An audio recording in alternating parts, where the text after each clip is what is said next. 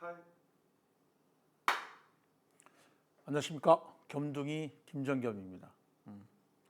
이번 시간에는 평생교육에 대해서 할 겁니다. 거기 우리 책에 여기 책에 요거 그 6페이지죠. 평생교육은 시험에 반드시 꼭 나온다라고 생각하자. 그래서 그 별표 와장창 해놨습니다. 사실상 이제 4월 달에 보는 일반적으로 국가지, 그 다음에 이제 6월 달에 보는 지방지, 완전히 적중했죠. 자신합니다. 여러분들은 저만 믿고 따라오시면은, 제가 보라는 것만 보시면은 85점 이상, 아니 90점 이상 맞을 수가 있습니다. 장담합니다. 나머지는 여러분들이 어려워하는 영어 시험에 대비하시길 바랍니다. 영어 시험, 그거 뭐 어쩌고 그 어려운데 저 인간은 맨날 쉽다고만 얘기해. 아니, 쉬워요. 정말로 쉽습니다. 혹시라도 그거를 보시고 싶어 하시는 분은요, 그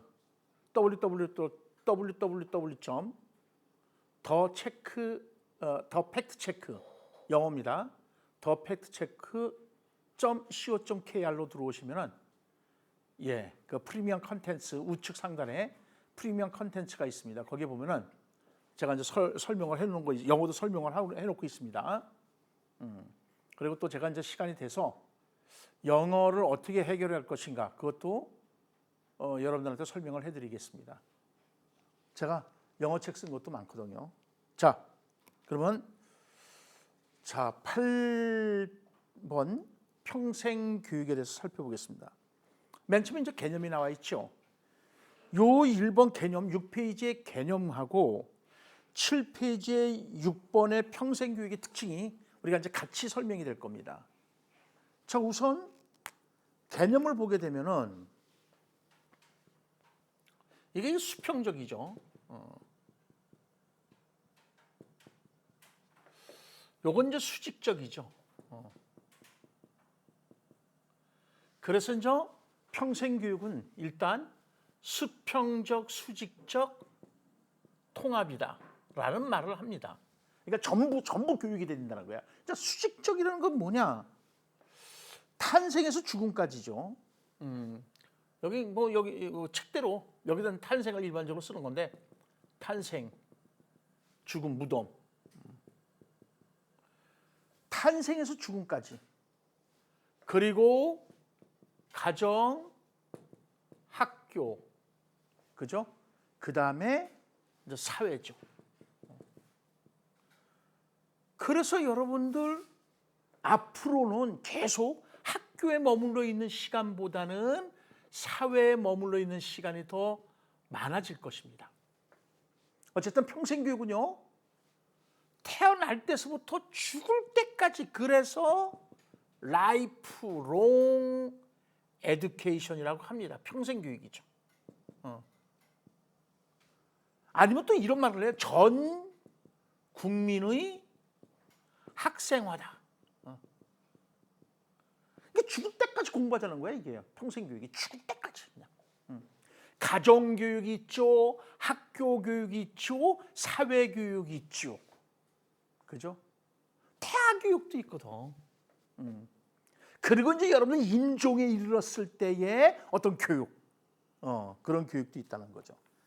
그래서 이제 종적으로는 태어나면서부터 죽을 때까지, 횡적으로는 가정, 학교, 사회에 이르는 교육을 의미하는 것이다. 이게 이제 평생교육의 개념에 해당되는 것이고요. 우선 7페이지에 6번의 평생교육의 특징에서 2번을 보시죠. 평생교육은 이제 평생교육의 특징에서 두 번째죠. 평생교육은 태아에서 무덤에 이르기까지 한 개인의 생존기간 전체에 걸쳐서 이루어지는 교육을 수직적으로 통합하는 것이다. 그러니까 이 전체가 교육이다 이겁니다. 이것도 교육이고 이것도 교육이고, 학교 교육만 교육으로 잡는 것이 아니라 이 교육 다 교육으로 인정한다 이겁니다. 그다음 3번에 두 번째 보시죠. 3번에 평생교육은 가정, 사회, 학교에 이루어지는 교육을 수평적으로 통합해낸 것이다. 그러니까는 이 교육, 학교 교육만 교육이 아니라 가정교육, 사회교육도 교육이다.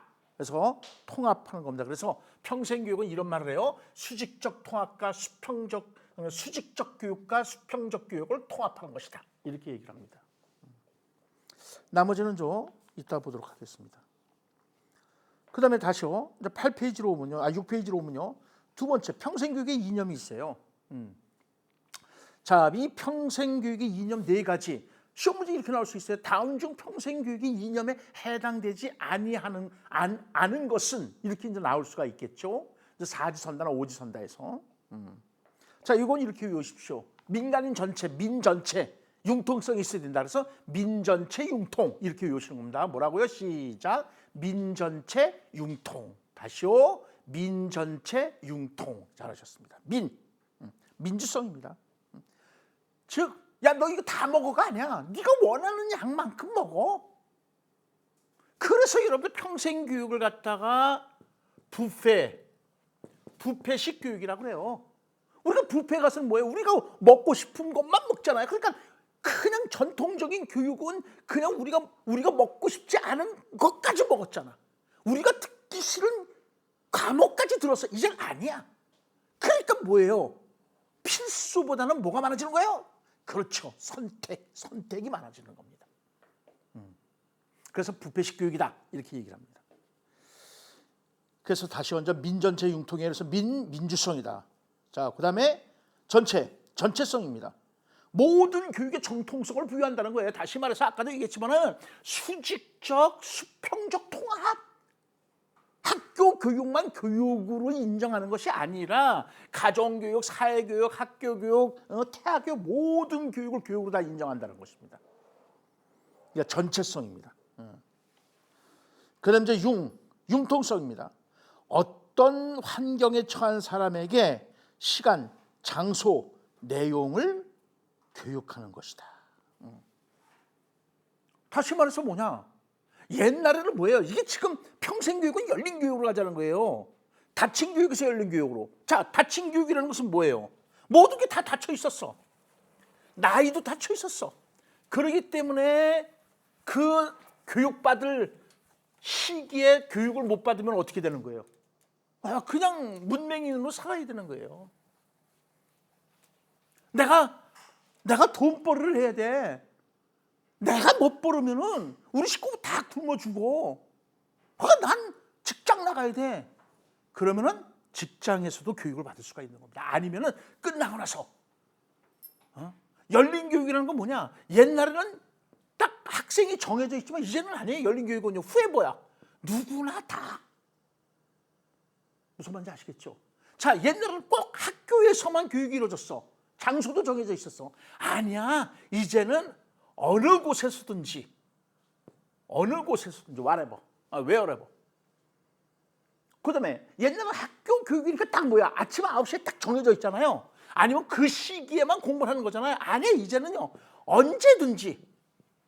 그죠? 언제든지. 그러니까 새벽 2시에 어디에서? 제주도에서 여행 가서 공부할 수 있다는 거예요. 옛날에는 뭐예요? 배우는 내용, 이것도 정해져 있었어. 이제는 뭐예요? 내가 원하는 것이면 무엇이든지 간에 whatever. 이게 다 열려있어. 그래서 열린 교육이야. 이게 평생교육의 특징입니다. 그래서 우리는 평생교육을 뭐라는 것이냐? 시간과 공간을 초월했다. 그래서 시공을 초월했다. 이렇게 얘기를 하는 거죠. 그 다음에 통합성, 요람에서 무덤까지 교육을 의미하는 겁니다. 자, 3번에 궁극적 목적이 있습니다. 궁극적 목적, 이거는 여러분들 평생교육의 특징, 즉 7페이지에 6번의 평생교육의 특징에서 그 1번을 보시죠. 평생교육은 개인적 차원 및 사회 공동체 차원의, 자, 밑줄 그십시오. 인간의 삶의 질을 뭐라고 나와 있어요? 나선형으로 향상시키는 것이다. 나선형이라는 게 뭐야? 스파이럴. 나선형이라는 것이 이게 나선형이잖아. 여러분 우리가 이게 이게 못지않아서 나사 있잖아, 나사. 그걸 나선형이라고 그러잖아요. 그러니까 나선형적으로 삶의 질을 이렇게 향상시켜 나간다는 것입니다. 이게 평생 교육이라는 거죠. 저도 여러분들, 저는 그 철학 박사입니다. 그래서 한국외국대학교 나오고 동국대학교 석박사에서 이제 철학을 전공했고요. 그래서 철학 박사인데요. 자, 그런데 제가요, 사회복지학도 전공을 했어요. 어떻게 했냐? 일단 사회복지사 2급 자격증을 따기 위해서 공부를 했어요. 이게 평생교육 차원에서 말씀드리는 겁니다. 이게 자격증이 이제 뒤에서 나올 거예요. 그러다 그거를 또 이용 학점을 인정을 해줘서, 학점은 이제 얘기가 나오는 거죠. 학점을 인정해줘서 나머지 몇 학점을 뭐 더 들으면은 140학점이 돼서 평생 사회복지학과를 졸업하는 것이 되는 거예요. 그래서 저는 사회복지학도 전공을 했습니다. 물론 사이버로 한 거죠. 이게 다 평생교육 차원에서 이루어지는 것입니다. 그래서 삶의 질을 나선형적으로 향상시킨다는 것입니다. 그 다음에 다시 6페이지요. 최초 채택. 그 랑그랑이라는 사람 반드시 외워두셔야 돼요. 다음 중 평생교육과 관련이 없는 인물을, 아니면 관련 있는 인물을 랑그랑으로 나오는 거죠. 랑그랑 평생 살고 싶어. 뭐라고요? 시작. 랑그랑 평생 살고 싶어. 그래서 랑그랑 평생 살고 싶어. 평생교육을 제안한 사람이다. 사용한 사람이다. 잘 알아두시고요. 그 다음에 이제 5번의 필요성입니다. 왜 평생교육이 필요하냐 이겁니다. 자, 첫째, 지식이 하루아침에 다르게 바뀌어요. 그죠? 옛날에 배운 지식 가지고는 지금 못 먹고 살아. 여러분 봐봐요. 지금 여러분들 챗 GPT가 나온 거 봐봐요. 어마어마하잖아요. 그렇기 때문에 지식이 새롭게 자꾸만, 그죠? 폭발해 나가. 그러니까 그 폭발해 나가는 그 지식을 따라가기 위해서 끊임없이 공부해야 된다는 거예요. 그 차원이죠. 그다음에 이제 사회가 변하고 있다. 라이프 스타일도 바뀌고 있잖아요. 생활 양식도 바뀌고 있잖아요. 옛날에 밥 아니면 안 됐잖아요. 이제는 아침밥 안 먹어. 아니면 뭐 간단하게 빵으로도 먹고. 그리고 또 여가 생활을 굉장히 중요시하잖아요. 여가 생활에 고스톱 치고 노름하라는 얘기가 아니에요. 그 시간에 자기 자신의 삶의 질을 나선형적으로 향상시키기 위해서 끊임없이 공부해라 이겁니다. 그래서 직업구조도 변화가 되고. 왜? 직업구조. 평생 직장 개념이 없는 거예요. 이제는요. 평생 직장 개념이 없어졌어요. 그걸 말하는 거죠. 또 인간의 변화, 여가 시간이 또 중요해지고 수명 연장이 되고 하는 것들이죠. 그 다음에 또 4번 중요한 것이 7페이지 맨 꼭대기에 학교 기능의 역기능을 보완하기 위해서 필요하다. 그거 꼭 알아두십시오. 자, 그 다음에 밑에 뭐라고 나왔습니다. 교육에 관한 헌법 규정, 헌법 제31조, 헌법 제31조에 밑줄 쫙 쳐놓고 별표 와장창 해놔라. 좀 치사한 문제, 이게. 치사한 문제인데 어떻게 시험 문제 나오냐. 다음 중 평생교육에 관해서 규정되어 있는 헌법 규정은, 그러면 헌법 제31조. 그렇게 알아두십시오. 조금 더 나간다면은 교육에 관한 헌법 규정이 되어 있는 헌법 제31조의 내용이 아닌 것을 고르시오 하고 나옵니다. 그래서 첫째 평생교육의 진흥, 그 다음 교육 지휘에 관한 입법, 그 다음 교육 균등, 그 다음에 교육의 자주성, 전문성, 중립성 보장이다. 그거까지 알아두시고요. 자, 6번의 평생교육의 특징 1, 2, 3까지 했습니다. 이제 4번을 보겠습니다. 맨 밑에 7페이지 4번. 평생교육은 계획적인 학습. 계획적인 학습은 학교 교육이야. 우발적인 학습 모두를 포함한다. 그런데 시험 문제 어떻게 나온다? 평생교육은 계획적인 학습보다는 우발적인 학습을 강조한다고 틀리는 거죠. 둘 다. 학교 교육을 부정하는 것이 아니야. 학교 교육을 부정하는 것이 아니라 그 7페이지 맨 꼭대기 뭐라고 돼 있어요? 학교 기능의 역기능을 보완하기 위해서 나온 것이에요. 그러니까 학교 교육을 부정하는 것이 아닙니다. 따라서 시험 문제에 그렇게 나오면 틀리는 겁니다. 평생교육은 계획적인 학습보다는 우발적인 학습을 주장한다가 아니라 둘 다 포함하는 것이다. 알겠죠? 그 다음에 8페이지에 5번 평생교육에서는 국민 전체의 평생에 걸친 교육 기회의 균등화 및 확대에 노력한다. 여러분 헌법 제31조에 나와 있잖아요. 교육의 기회를 균등하게 주는 거야. 왜? 너는 많이 배웠고 이 사람은 못 배웠어? 아니야. 이 못 배운 사람도 언제든지 네가 원하는 것이면 무엇이든지 어느 사람이건 간에 모든 일을 위한 교육이거든. 모든 일을 위한 교육이야. Education for all이라고 하거든요. Education for all. 모든 일을 위한 교육이 되는 거야. 그래서 그 사람들에게도 학습의 기회를 주겠다 이겁니다. 그 다음에 6번에 2번 동글배기 발달과업입니다. 발달과업은 평생교육의 교육과정 구성에 중요한 역할을 한다. 무슨 말이냐?